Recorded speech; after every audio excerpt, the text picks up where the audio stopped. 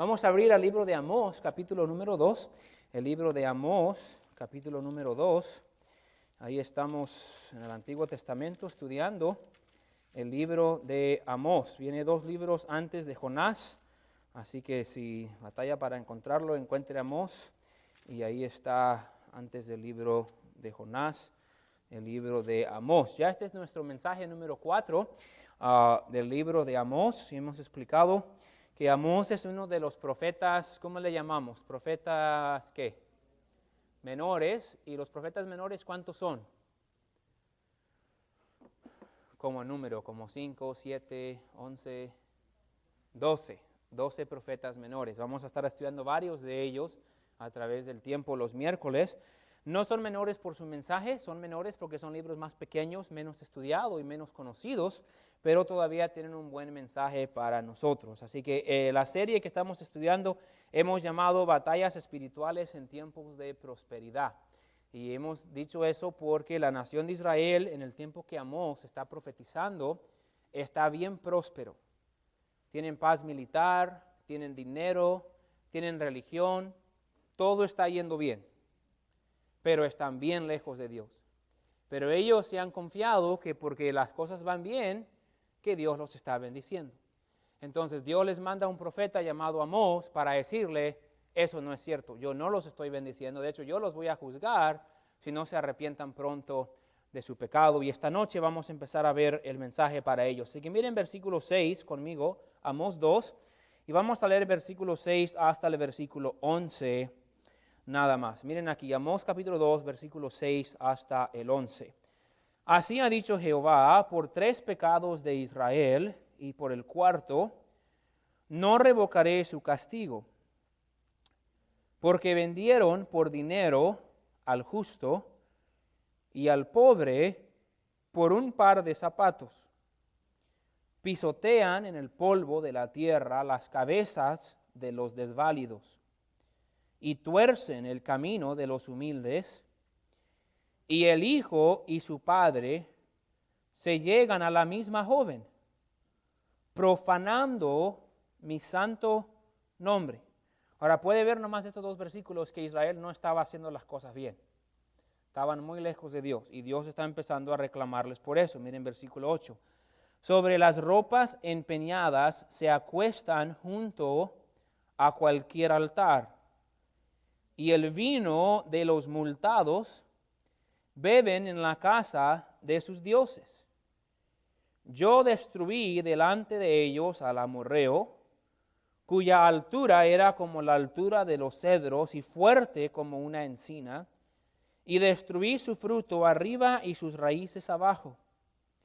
Y a vosotros os hice subir de la tierra de Egipto, y os conduje por el desierto 40 años, para que entraseis en posesión de la tierra del amorreo. Y levanté de vuestros hijos para profetas, y de vuestros jóvenes para que fuesen nazareos. ¿No es esto así, dice Jehová, hijos de Israel? Le mencioné la semana pasada, vamos a parar ahí. Cuando leemos estos pasajes, no es algo que nomás al leerlo, pum, uno prende y dice, ya sé lo que está diciendo. Pero sí tiene un mensaje muy bueno para nosotros. Así que le pido que dé atención y vamos a pedir que el Señor nos hable. Vamos a orar, entramos al mensaje. Gracias, Señor, le damos otra vez por su palabra. Gracias que usted es un Dios que desea reunirse con nosotros, desea hablarnos. Sabemos que nosotros somos imperfectos. Nosotros necesitamos de tu palabra, necesitamos que el Espíritu Santo ponga convicción en nuestros corazones. Y pedimos esta noche que usted haga exactamente eso. Pedimos que use este pasaje para retar nuestras vidas, para desafiarnos. Señor, que no haya ni una sola persona aquí adentro que se distraiga o que piense que esto no lo necesita, sino que cada uno evaluemos nuestra propia vida y podamos aprender y ser mejor por medio de haber estudiado este pasaje. Pedimos que usted nos hable en nombre de Jesús. Amén. Pueden sentarse. Gracias por estar de pie.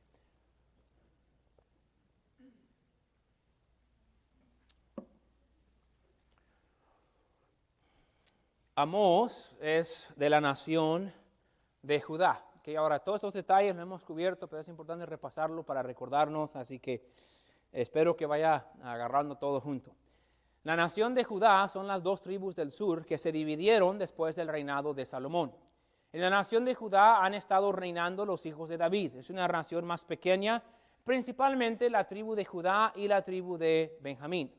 La nación de Israel son las 10 tribus del norte. Entonces, durante este periodo de la historia de Israel, los israelitas son dos naciones diferentes.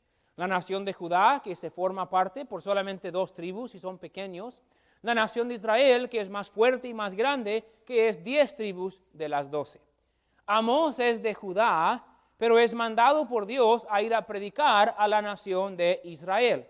Entonces, él es israelita, pero él es de la nación más pequeña, más menospreciada de los israelitas. Explicamos en el primer mensaje que el pueblo de Israel miraba con desprecio a los de Judá. Ellos se sentían mayores, se sentían mejores. Habían habido conflictos entre la nación de Israel y la nación de Judá. Y el hecho que Dios mande un hombre de la nación de Judá a proclamar su palabra a la nación de Israel hubiera sido humillante para la nación de Israel. Lo único que hubiera ayudado a que la nación de Israel reciba con más gusto el mensaje de Amós es si el mensaje de Amós es una palabra positiva de parte de Dios. Pero si usted ha estudiado algo de su Biblia, normalmente cuando Dios manda a un profeta a declarar un mensaje a su pueblo, el profeta no está viniendo al pueblo de Dios diciendo, gloria al Señor, Dios dice que van bien, sigan adelante. Normalmente no es así. De hecho, le desafío que encuentre un pasaje así, donde viene un profeta y dice, la palabra de Jehová viene a ustedes a decirles que van muy bien. Sino que el profeta normalmente viene a decir, oye, se han olvidado del Señor, están quebrando su palabra, han olvidado sus mandamientos. Si no se arrepientan, Dios va a juzgar y Dios va a hacer esto. Normalmente la predicación de un profeta no era un mensaje fácilmente recibido por su audiencia. Entonces Amós tiene una tarea difícil.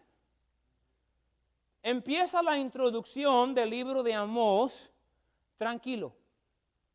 Tranquilo para la nación de Israel. Quédense conmigo. Dios empieza dándole a Amós el juicio que Dios le va a dar a 7 naciones.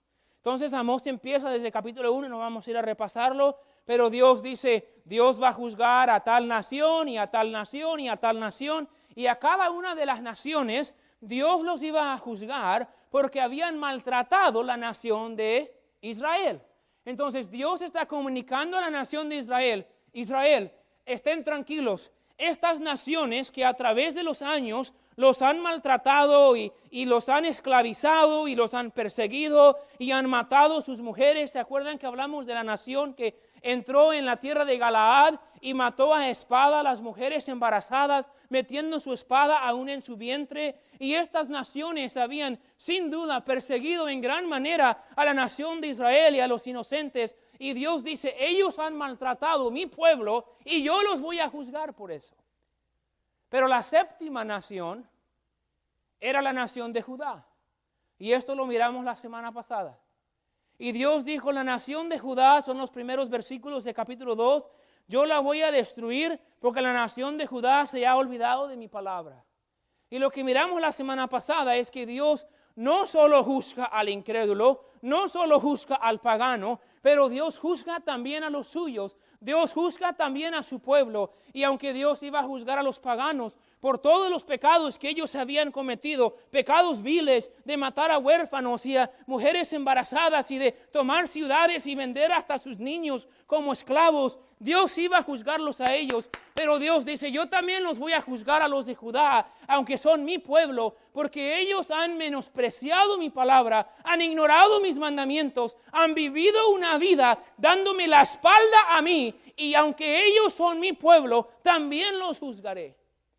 Y tratamos con eso la semana pasada. Dios hoy en día también juzga todavía a los suyos.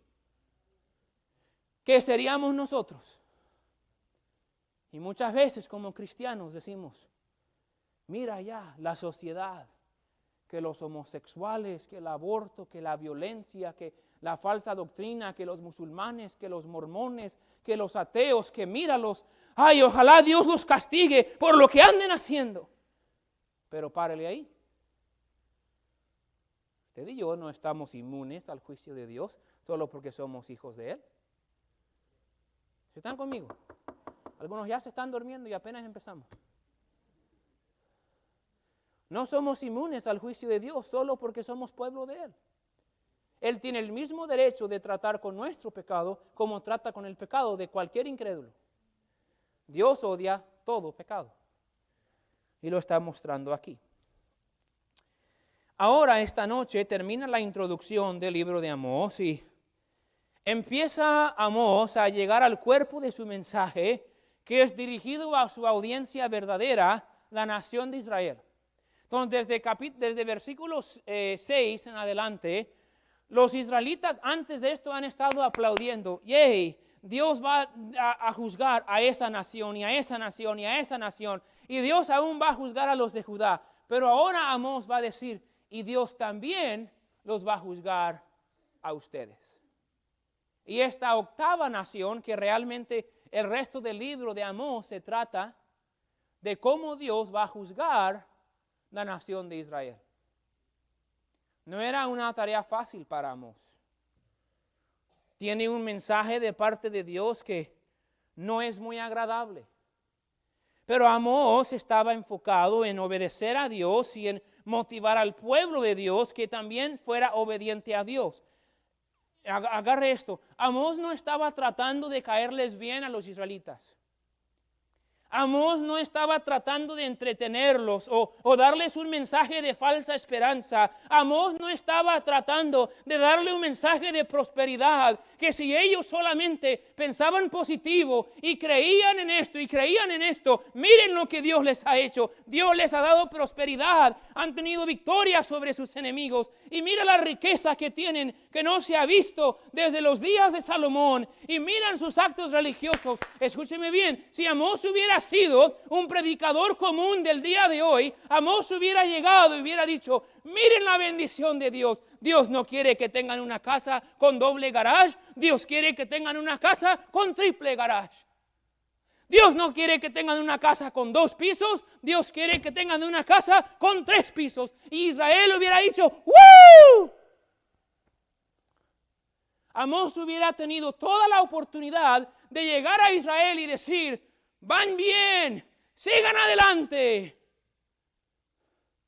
El único problema es que si hubiera predicado ese mensaje, hubieran predicado el mensaje que el pueblo quería y no el mensaje que Dios quería. Gracias a Dios que a Amós le interesaba agradar a Dios y no al pueblo. Él no está preocupado por la aceptación del pueblo, está preocupado por la condición espiritual del pueblo. No tengo tiempo de quedarme aquí, pero nomás voy a decir esto. Cualquier pastor que valga 2 centavos hoy en día va a predicar esto. Y él no está interesado en llenar su edificio, en tener muchísimas actividades, en tener luces y música e instrumentos más chidos. Está interesado en que el pueblo a quien él le predica, su condición espiritual esté buena. Ese tiene que ser la meta de nuestra iglesia, tiene que ser la meta de este pastor y tiene que ser la meta de esta membresía. No estamos en el negocio de entretener. Estamos en el negocio de desafiar con la palabra de Dios para que podamos crecer. Entonces, si la palabra de Dios no nos desafía, ¿qué estamos haciendo? Porque yo creo que estaríamos de acuerdo que todos los que estamos aquí esta noche necesitamos crecer. ¿Quién está aquí que dice, no, pastor, yo ya llegué? Ya nomás llévame al cielo. Básicamente, ya la iglesia católica me haría santo. Bueno, quizás sí, porque han hecho santo a otros, quizás no tan buenos como usted. Pero dice, no, yo ya estoy listo.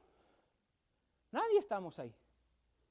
Entonces necesitamos que la palabra de Dios nos siga desafiando. Y es lo que Amós llegó a hacer. Ahora, lo que está sucediendo con el pueblo de Israel es que ellos han sido oprimidos. Ellos han sido oprimidos por estas naciones que Dios dijo, voy a juzgar a esta nación y esta nación porque los han oprimido. Pero ahora ellos también están oprimiendo.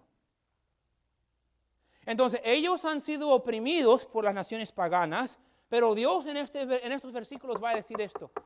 Ustedes saben lo que es sufrir de la mano de un opresor. Yo los he librado de opresores. Voy a juzgar a las naciones que os han oprimido. Pero ahora voy a juzgarlos a ustedes porque ustedes están oprimiendo a su propio pueblo. Quizás como los niños, no sé si lo ha escuchado ustedes, pero yo me acuerdo cuando estaba chiquito y le decía a Lucas, saca la basura. Lucas, el verano pasado empezó a cortar la yarda. Lucas corta la yarda y a veces entraba cansado y decía, ay papi, ¿cómo me tratas como un esclavo? Y luego como que, ay, cómo me oprimes, ¿amén? Todos fuimos oprimidos de niños. Pero ¿sabe qué después dice? Yo no puedo esperar para ser un papá. Así yo puedo poner a mi hijo también a cortar la yarda. Ahora, escucha lo que está diciendo. ¿Cómo me oprimes, papi? Ahora, cuando yo soy papá, yo también voy a oprimir.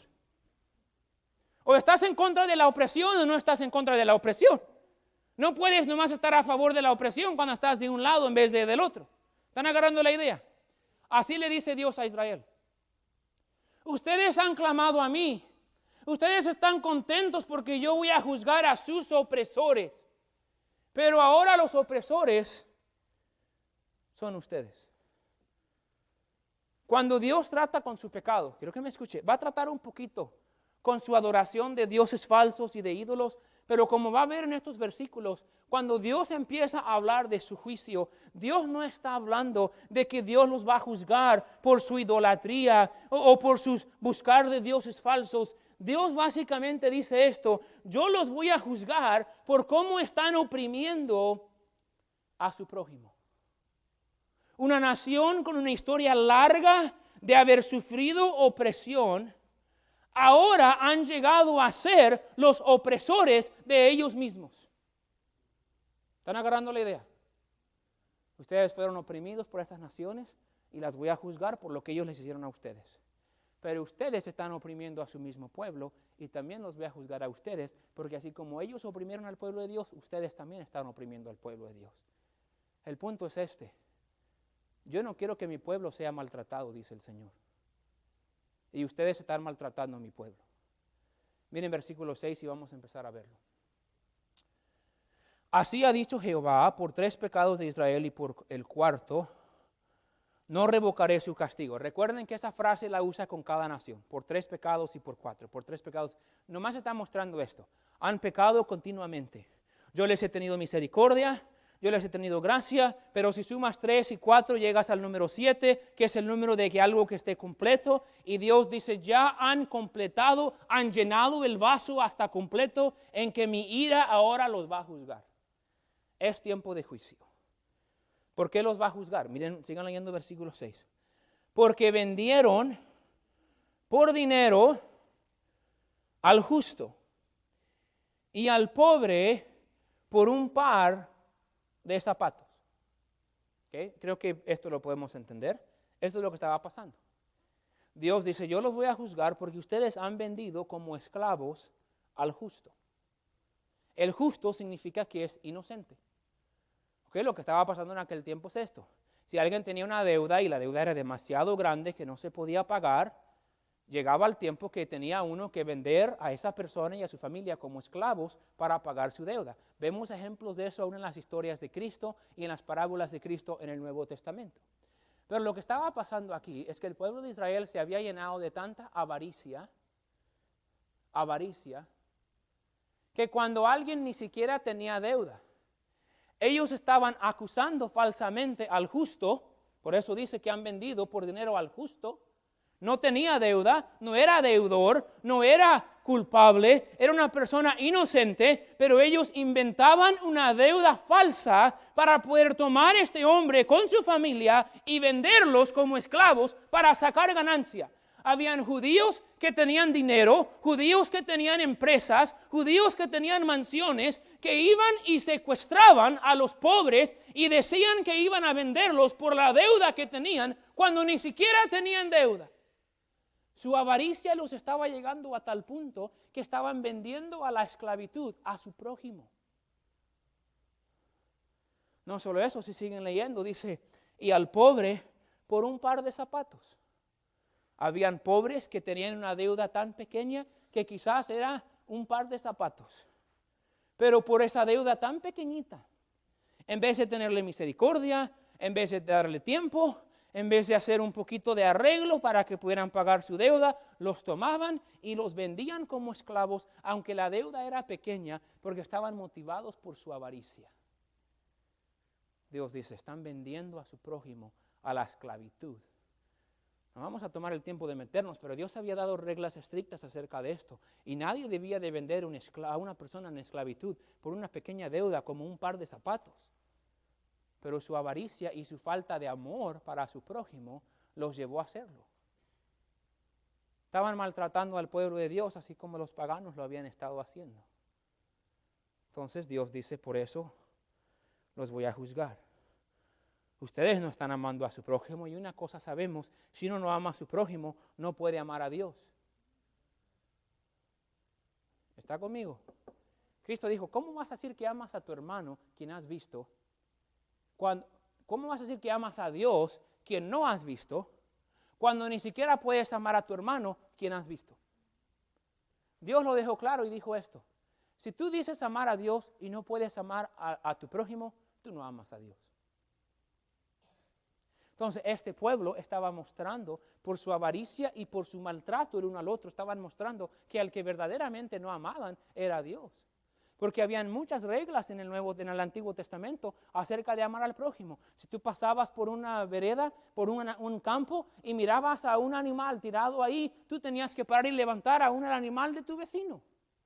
Mucho menos si era el hijo o tu mismo vecino. Habían reglas estrictas de cómo debían de amar. Ellos no solamente no amaban a su prójimo, los estaban vendiendo en la esclavitud. Dios dice, por eso los voy a juzgar. Miren versículo 7. Pisotean en el polvo de la tierra las cabezas de los desválidos y tuercen el camino de los humildes. Dice, se están desaprovechando de los desválidos. Dios usa un término bastante ilustrativo y dice, pisotean en el polvo de la tierra las cabezas de los desválidos. No que literalmente ponían a un hombre ciego o cojo en la tierra y pisoteaban su cabeza. No, sino que los maltrataban y se aprovechaban de ellos, y el que tenía riquezas y el que tenía algo pisoteaba y se aprovechaba del más débil de la sociedad. Del que más ayuda necesitaba, ellos más se aprovechaban. Y de los humildes, de los pobres, tuerces el camino, dice, los engañas. Les engañas con préstamos altos, los engañas con esto y estás maltratando a mi pueblo. Miren, sigan en versículo 7 para seguir avanzando. Pero no solamente había eso, sino que había también inmoralidad. Dice, y el hijo y su padre se llegan a la misma joven. ¿Qué está pasando? Bueno, según los historiadores nos dicen esto. Llegó a ser prevalente en la nación de Israel, los hombres de dinero tenían siervas. Okay, quiero ser cuidado aquí para no dar demasiados detalles, pero las siervas venían a trabajar porque no tenían dinero, eran quizás a veces niñas o jovencitas que sus padres las mandaban a trabajar para pagar alguna deuda. Y estos hombres, el papá y el hijo, tenían relaciones con esta jovencita, obligaban a tener relaciones para que ella mantuviera su trabajo. Y tanto el padre y el hijo estaban con la misma joven, pero no era nada más fornicación o adulterio en que andaban con ella, era como manipularla, como que si no aceptas esta parte de nuestro trato, vas a perder tu trabajo. Y había mala conducta y abuso, aún con dos mismos en la familia, con una joven. Esa palabra traducida a una joven vendría a ser como una criada o una sierva. Entonces han llegado a un punto de tanta inmoralidad, se aprovechan del pobre, están vendiendo la esclavitud, algunos que ni siquiera tienen deuda, se aprovechan del desválido. ¿Y qué más? Hay criadas o siervas, jovencitas que están trabajando para ustedes en sus campos, trabajándolas como animales y todavía las obligan a que se acuesten con el papá y con el hijo. Dios está diciendo, ¿hasta dónde han caído? Mire cómo están tratando a mi pueblo. Se están aprovechando de mi gente. Israel hubiera dicho, sí, esos paganos, cómo nos han maltratado. Y Dios dice, ahora ustedes mismos se están maltratando entre ustedes. Al final del versículo 7 lo dice, están profanando mi santo nombre. Son una vergüenza a mi nombre. Mi nombre es santo. Ustedes son mi pueblo. Ustedes son los que deben representar la santidad de Dios a un pueblo pagano. Y en vez de declarar la santidad de Dios, están profanando mi nombre con estas costumbres. Oh, sí. Habían los filisteos, iban y tomaban israelitas y los vendían como esclavos. Los de Amón venían y mataban a las jovencitas embarazadas de Israel. Pero Dios dice, ustedes están maltratando a su propia raza. Ustedes están profanando mi nombre con los actos que están haciendo. No tenemos tiempo de meternos, pero en Levítico 19, 18, Dios le dijo a la nación de Israel, antes que entraran en la tierra prometida, dijo, estas naciones de los amorreos, de los cananeos, están haciendo conducta inmoral con las mujeres y por eso los voy a correr de esta tierra. Y si ustedes llegan a tratar íntimamente con ese mismo tipo de conducta que están haciendo los amorreos, también los correré de esta tierra. Aquí han llegado. Han llegado a cometer los mismos actos horribles que los cananeos estaban cometiendo. Dios dice, están avergonzando a mi nombre. Son una vergüenza a mi nombre. Escúchame bien. No porque andaban allá en el baile. No porque andaban allá en borracheras o en idolatría. Se están avergonzando a mi nombre porque el pueblo quien yo amo, ustedes los están tratando mal. ¿Quién piensa que Dios toma ligero cuando dos hermanos en la iglesia no se pueden llevar?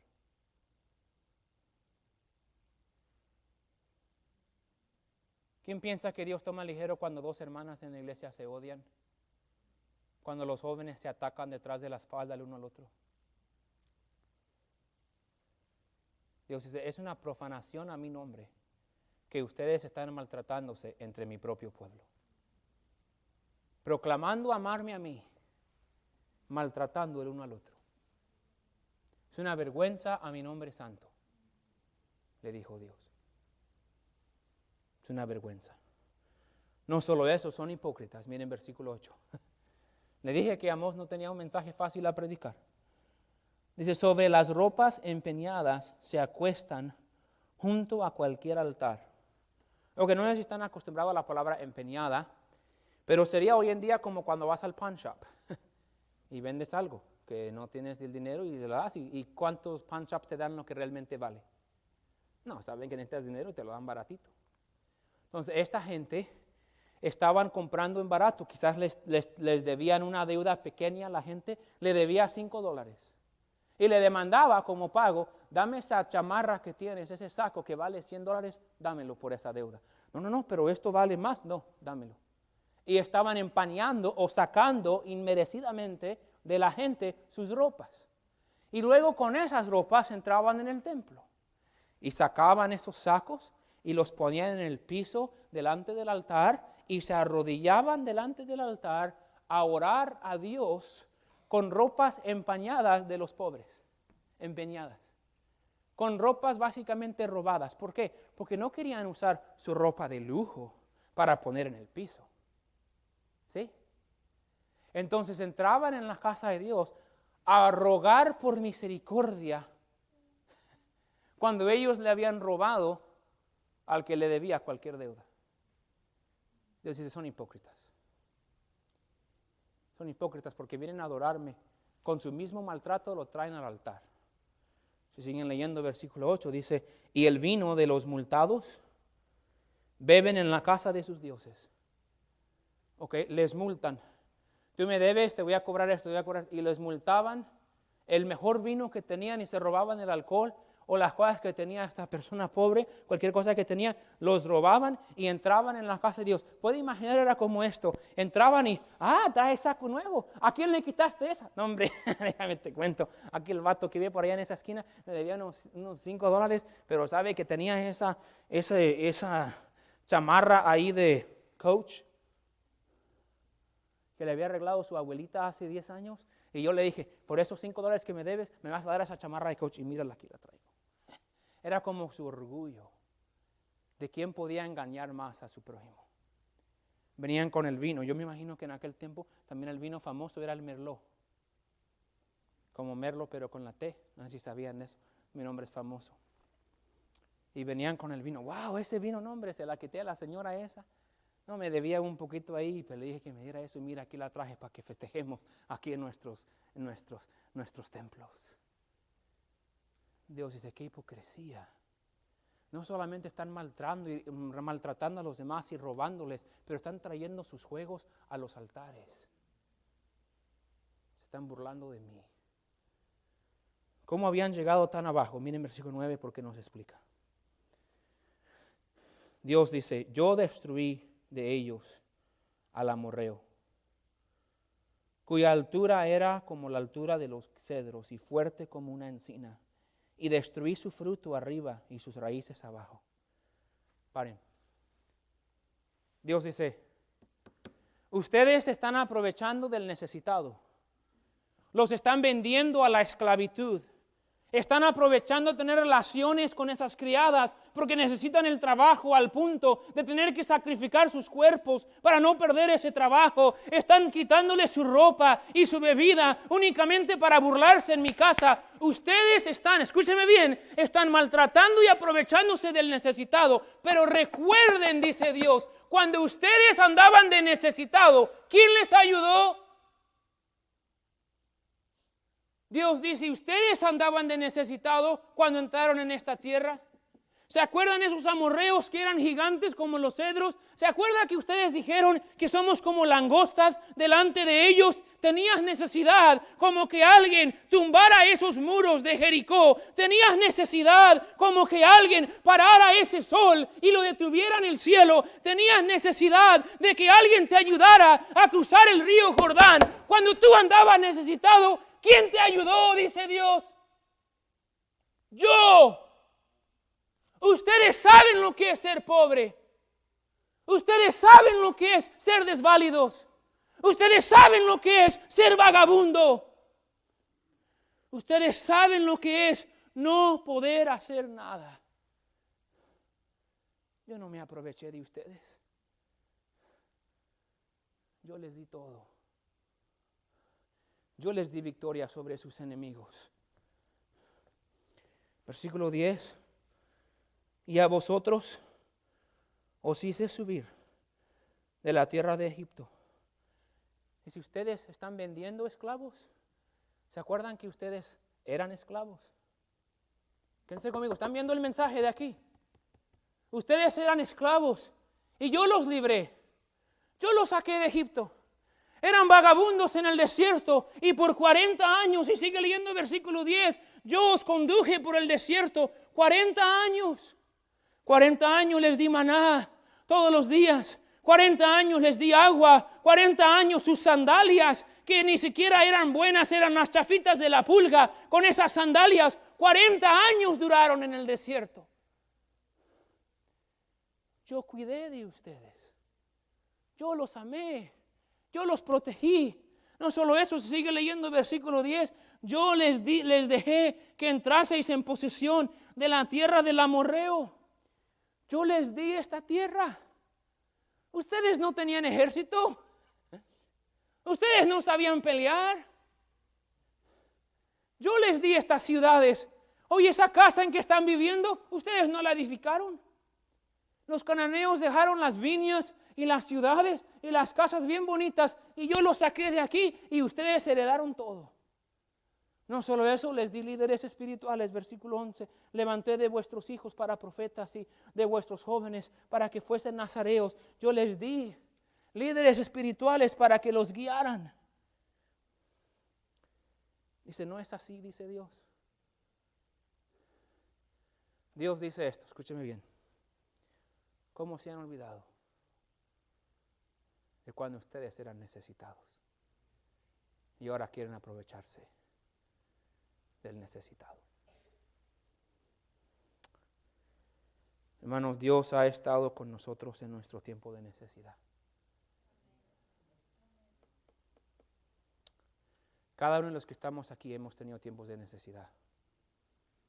De hecho, yo estoy dispuesto a decir, si no fuera por la vida que Dios me dio, por los padres que me dio, que fueron cristianos, por los amigos que me dio, por los maestros que me dio, por los pastores que me dio, por las bendiciones que me dio, por la misericordia que ha tenido conmigo, yo sería como cualquier otro vagabundo homeless que anda por ahí. Y usted también. ¿Quién somos ahora para pensarnos más que cualquier otro? ¿Quién somos ahora para no poder llevarnos con el prójimo? ¿Quién somos ahora para ver a alguien que tiene un poquito menos, que tiene menos habilidad, menos espiritualidad, y maltratar o burlarnos de ellos? Si no fuera por la gracia y el cariño de Dios, como viles pecadores todos estaríamos en perdición. Esto debe de llevarnos a querer ayudar a los necesitados y no aprovecharnos de ellos. Debe de llevarnos a apreciar y a tratar con amor a cada persona que Dios pone en nuestro camino. Porque un día el necesitado éramos nosotros. Dios le dice a la nación de Israel, todo lo que tienen yo se los di. Y ahora en vez de unirse como mi pueblo y agradarme a mí, entre mi propio pueblo hay pleito y fricción y desacuerdo. Porque se han olvidado de dónde lo saqué. Quizás Dios te ha permitido prosperar un poquito. Puedes tratar de ser una bendición financiera cuando ves a alguien batallando. Por la razón que sea, hay muchos de la raza morena en nuestra nación que están sufriendo ahora. Yo no estoy de acuerdo con todo lo que se dice y con todo lo que hace, pero de una manera u otra muchos han pensado que están sufriendo y algunos sí, yo creo que estamos de acuerdo. Hay alguna gente en nuestra nación que son racistas. No quieren decir amén ni con eso. Bueno, hay algunos hispanos que no les gustan los morenos. Si van a comprar una casa y al lado vive la familia morena, no la compran. Ay, hermano, no estoy quedando a acusarlo. Uno de los que estamos aquí, yo digo, existe en el mundo. Entonces uno puede ver y puede hacer algo especial por ellos. Estaba acordándome hoy, empecé a estudiar este mensaje ayer, estaba estudiando esta idea y ayer fui a comer. Estaba ahí sentado y habían dos morenas ahí. Se miraban un poquito pobres y diferentes, yo no sé si lo estaban, pero cuando estaba ahí sentado me acordé. Después de 1 o 2 años de casado, yo y mi esposa fuimos a Guthrie, habíamos ido a Guthrie en una cita romántica cuando estábamos de novios y dije, para ganármela ahí, la voy a llevar a Guthrie, vamos a andar ahí en la carreta de caballos y vamos a ver un show ahí de que cantan y cantan, y todo eso aburrido. Y dije, vamos a ir a ver eso y vamos a ir a comer. Pero no teníamos dinero porque en ese tiempo estaba trabajando en la iglesia americana y me pagaban $330 por semana. Y casi no tenía dinero, pero dije, es el aniversario, tengo que sacar a la mujer, si no me va a dejar por uno que tiene dinero. Vamos a ir. Fuimos a comer en un restaurante ahí en Guthrie. Y ahí nos topamos a un hermano que nos enseñó en el colegio, que era el pastor de música allá en Eastland, en la iglesia de Tulsa. Y lo saludé y todo, y a la salida, cuando le pedí el cheque a la mesera, me dijo, no, ya te lo cubrieron. Y yo dije, yes. Y era un restaurante de esos caros, esos que normalmente no come uno, ¿verdad? A menos que tenga que hacerlo. Y dije, wow, yo realmente necesitaba dinero en esos días, de verdad. Creo que el bill era como de $70 y yo dije, wow, con eso puedo pagar el bill de la luz.